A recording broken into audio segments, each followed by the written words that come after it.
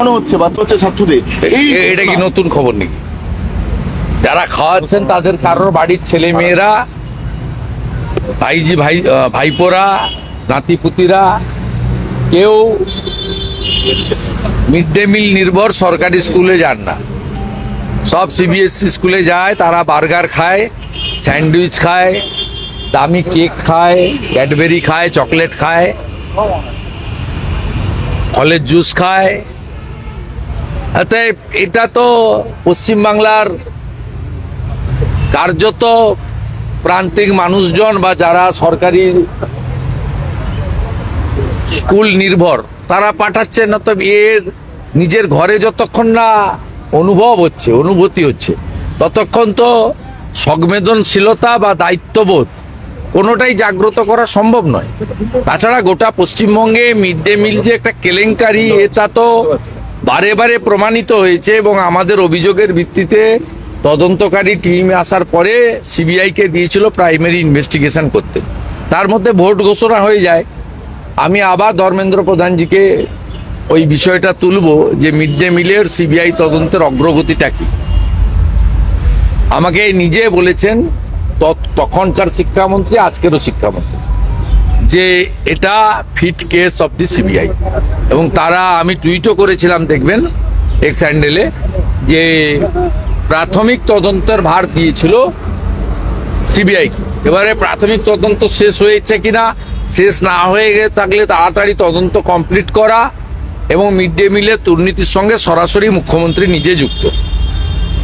মুখ্যমন্ত্রী যুক্ত এই কারণে, মুখ্যমন্ত্রী যখন হিঙ্গলগঞ্জে গেছিলেন কম্বল বিতরণ করতে 2023 সালে, সেই সময় তিনি মিড ডে মিলের টাকা থেকে উত্তর চব্বিশ পরগনা প্রশাসন 1,80,00,000 টাকা দিয়ে তার মিটিং এবং কম্বল কেনার ব্যবস্থা করেছিল। মুখ্যমন্ত্রী যখন 2022 সালে রামপুরহাটের বকটুইতে গিয়ে ক্ষতিপূরণ দিয়েছিলেন, সেই ক্ষতিপূরণের চেক রামপুরহাট 2 নম্বর ব্লকের জয়েন্ট বিডিওর সই করা মিড ডে মিলের অ্যাকাউন্টের চেক ছিল। মুখ্যমন্ত্রী যখন নেতাজি ইন্ডোর স্টেডিয়ামে করমণ্ডল এক্সপ্রেসের আহতদেরকে 20,000 টাকা করে চেক তুলে দিচ্ছিলেন অনুষ্ঠান করে, পাবলিসিটি করে, সেই চেকগুলো ভগবানপুর 1 নম্বর ব্লকের মিড ডে মিলের টাকা থেকে। এই দুর্নীতির সঙ্গে সরাসরি মুখ্যমন্ত্রী নিজে যুক্ত। তাই আমি বিষয়টা তুলে ধরব।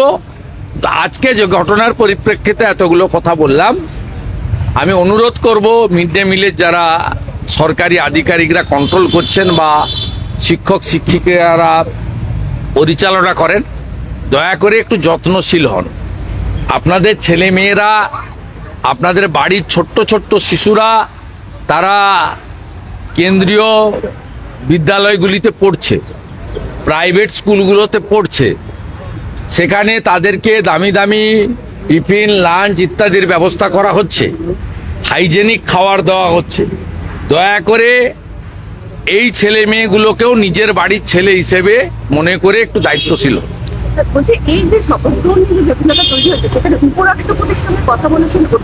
কোনো লাভ হবে না, কোনো লাভ হবে না, বেকার করছেন। অধ্যক্ষ মহোদয় তার ক্ষমতার বলে এবং আইনের সুযোগ নিয়ে এই প্রথমবার 84 সালের উদাহরণ দেন। 84 সালে ইন্দিরা গান্ধী মারা গেছিলেন, দেশে অস্থির অবস্থা ছিল, তার সঙ্গে তো 2024-এর তুলনা হয় না। আপনি আপনার আইনের সুযোগ নিয়ে যে রাজ্যপাল মহোদয়ের বক্তৃতা দিয়ে বাজেট অধিবেশন শুরু করেননি। আপনি যদি আপনার আইনের মধ্যে থেকে ঠিক করে থাকেন গভর্নর যা করছে তার সাংবিধানিক দায়িত্ব এবং ক্ষমতার মধ্যে ঠিক ঠিক কাজ করছে, অতএব আপনি যাকে খুশি লিখুন। আপনার তো রাষ্ট্রপতির কাছে যাওয়ার কথা, আপনি এদেরকে এখানে বসিয়ে রেখেছেন কেন? এখানে বসিয়ে রেখেছেন কেন এদেরকে? আপনার তো সঙ্গে করে নিয়ে রাষ্ট্রপতির কাছে যাওয়ার কথা শুনেছিলাম। বলছি, দুর্গাপুর থেকে যে জঙ্গি ইতিমধ্যে অ্যারেস্ট হয়েছে, তাকে এসটিএফ জিজ্ঞাসাবাদ করে বেশ কিছু তথ্য পেয়েছে। ভারত এবং বাংলাদেশের শাহাদাত স্লিপার সেল তৈরি করছে সংশ্লিষ্ট জঙ্গি সংগঠন। এসটিএফ কিছু করতে পারবে না। এসটিএফ যেটুকু এগোচ্ছে, একটা নবান্ন থেকে ধমক খেয়ে থেমে যাবে। এটা এনআইএ কে দিতে হবে ফিট কেস। ইন্টারন্যাশনাল মডিউল কাজ করছে, it's a fit case for NIA. রাজ্য সরকারের উচিত রিকমেন্ডেশন করা এনআইএ-কে দেওয়া। 6 বছর ধরে হাওড়া পুরসভার ভোট হচ্ছে এবং 15টা পুরসভা আছে যাদের দীর্ঘদিন ধরে ভোট ডিউ হয়ে রয়েছে, এবং মুখ্যমন্ত্রী গতকাল খুব স্পষ্ট করে দিয়েছেন যে তিনি একসাথে ভোট করবেন, এক্ষুনি ভোটের পথে হাঁটবেন। তো উনি তো একটাই তো পোস্ট, বাকি সব ল্যাম্প পোস্ট। উনি ভোটও করবেন এবং এমন ইভিএম পাঠাবেন যেতে ভিভিপ্যাট নেই। ভিভিপ্যাট ছাড়া ইভিএম যে ফ্রড, তা আমার কথা না, উচ্চতর আদালতের কথা, যে পেপার ট্রোল ছাড়া ইভিএম ফ্রড। এবং ফ্রড বলেই 22 সালে যে পুরসভাগুলো জিতেছিলেন, এবারে সব পুরসভা বিজেপি জিতেছে। কলকাতা পুরসভাতে 54টা ওয়ার্ডে বিজেপি লিড করে, এবং মুখ্যমন্ত্রী নিজে তার গরিষ্ঠ ওয়ার্ডে হেরেছেন, তার ভবানীপুর বিধানসভাতে 9টার মধ্যে 5টা কেন্দ্রে। স্বাভাবিকভাবে তিনি ছাপ্পা ভোট কখন দিতে পারবেন, কখন এসডিও ডিএমদের দিয়ে, পুলিশদের, আইসিদের দিয়ে ইভিএম বদলাতে পারবেন, সেদিন তিনি ভোট করবেন। এখানে তো বলার কিছু নেই। একটা মুখ্যমন্ত্রী মিউনিসিপ্যালিটির চেয়ারম্যান ওসিআইসিদের ডেকে মিটিং করছেন, ভার্চুয়ালি হোক অ্যাকচুয়ালি হোক, এটা কি উনার কাজ নাকি?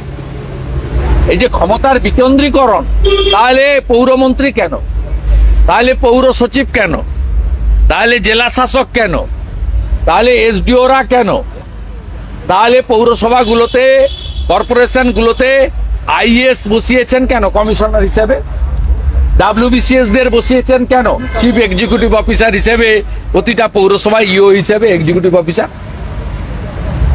আপনি আপনার নির্দেশ, আপনি মুখ্য সচিবকে, পৌর নগর উন্নয়ন সচিবকে, আপনার কলিগ জুনিয়র মিনিস্টারকে আপনি দেবেন। রাজ্যে 60টা ইম্পর্টেন্ট দপ্তর রয়েছে, 10.5 কোটি 11 কোটি জনগণ, ফেডারেল স্ট্রাকচারের কথা বলেন। আপনি ওসিআইসিদের ডেকে, চেয়ারম্যানদের ডেকে ধমকাচ্ছেন, এটা কি মুখ্যমন্ত্রীর কাজ নাকি? কমপ্লিটলি মিডিয়া ফোবিয়া এবং ব্যাকফায়ার করে গেছে। এবং আপনার লোকরা যেভাবে নোটিশ ছাড়া করেছে,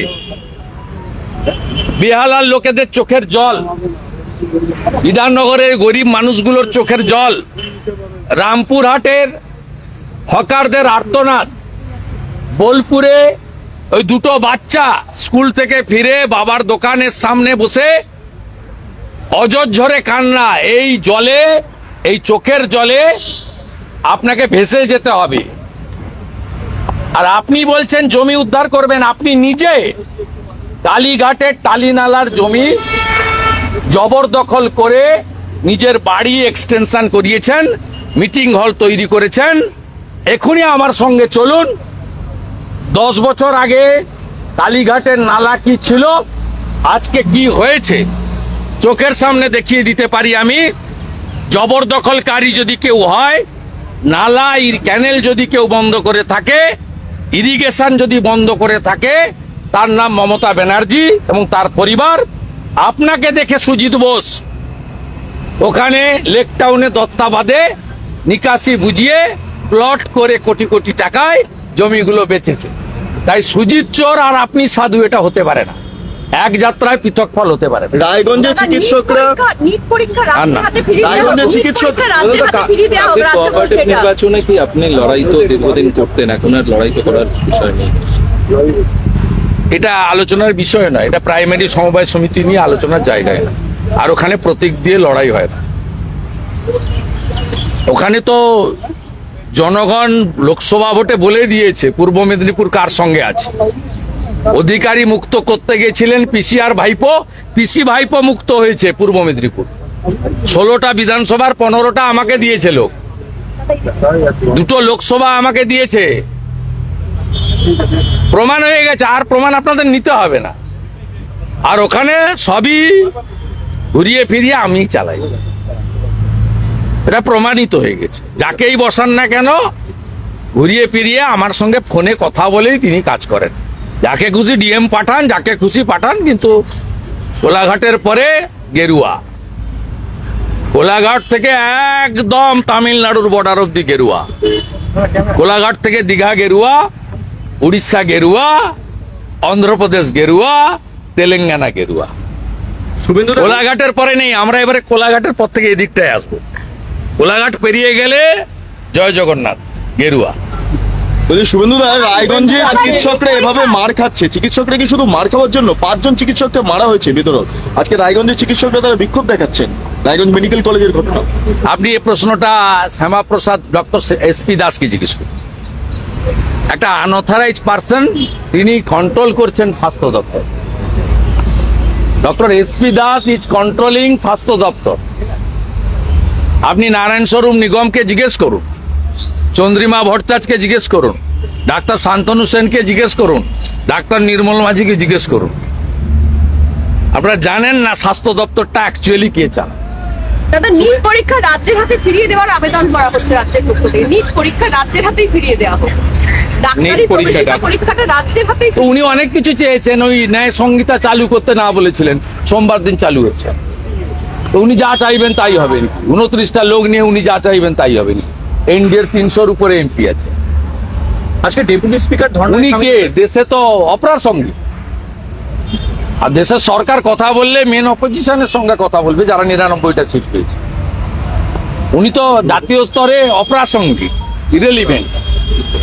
তিনি তো কদিন আগেই প্রধানমন্ত্রীজিকে চিঠি লিখে বলেছেন ন্যায় সংহিতা বলে 3টে ক্লজ চালু করতে না বলেছেন। তারপরেই তো ভারত সরকার নির্দেশিকা জারি করেছে যে সোমবার থেকে এটা কার্যকর হবে। তো উনি বলে ফেললেই সব হবে। আপনার কলকাতার চ্যানেলগুলো এটাকে বিরাট ইম্পর্টেন্স দিতে পারে, জাতীয় স্তরে এটা ইরেলিভেন্ট। বলছি আজকে অবস্থানে তৃতীয় দিনে ডেপুটি স্পিকার এসে বসলেন অবস্থানে। সবই সম্ভব। আপনাদের ক্যামেরা ঢোকা বন্ধ ছিল বিজেপির প্রতিবাদের জন্য, আপনাদের ক্যামেরা এলাও। আমাদের দিদিরা, দিদি ভাইরা, তারাও সোমবার বসছে রোশনারা বিবির উপরে অত্যাচারের সিবিআই তদন্তের দাবি করে। আশা করি সেদিন এক যাত্রায় পৃথক ফল হবে না। মাননীয় অধ্যক্ষ দুটো চোখ খোলা রাখবেন, একটা চোখ অন্তত বন্ধ করবেন না। আর যদি সেটা হয় তাহলে কি হবে? হ্যাঁ, আর যদি সেটা হয়? সেটা যেমন হবে তেমন ব্যবস্থা হবে। তো কন্টিনিউয়াস প্রসেস। অধ্যক্ষকে জানিয়েছেন মানে অবস্থানের ব্যাপারে? আমাদের চিফ হুইপ চিঠি পাঠিয়ে দিয়েছেন, তারপরে তো উনি এনাদের দিয়েছেন, আমাদেরও দেবেন। যেমন রাজভবনে উনি পেয়েছিলেন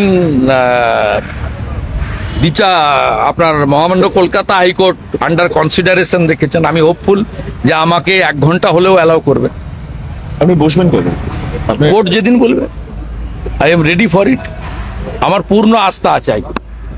থ্যাংক ইউ।